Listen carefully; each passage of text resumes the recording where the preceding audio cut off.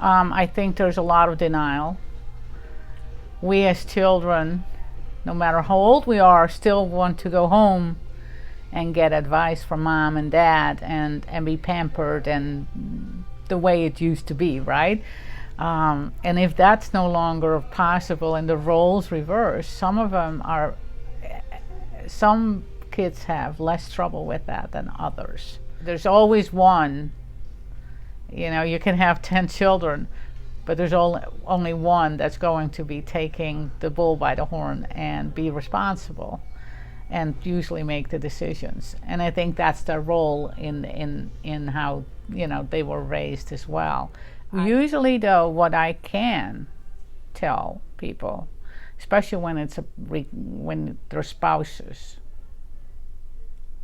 the spouse becomes the caregiver, the full-time caregiver, I'm going to tell you 80 to 90% die before the person who is ill. And that I find that sad because especially with spouses, you can have a 60-year marriage and then your last 5 years is what you remember. And they were terrible because there was the friction, there was the caregiving. It was not a spousal relationship, it was a caregiver relationship. And we forget 55 beautiful years almost ruined by the last 5.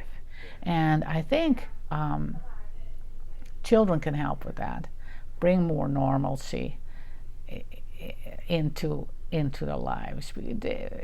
As a child, you need to look at that. And we owe that to our parents. We owe our parents that time. I cannot believe that my kids are so busy, they have their work, they have their children. I find that hard to believe. I've trouble understanding those children, because there will come a day that you don't get the call anymore and you don't have to visit anymore, and you can't go back. You can't take time back.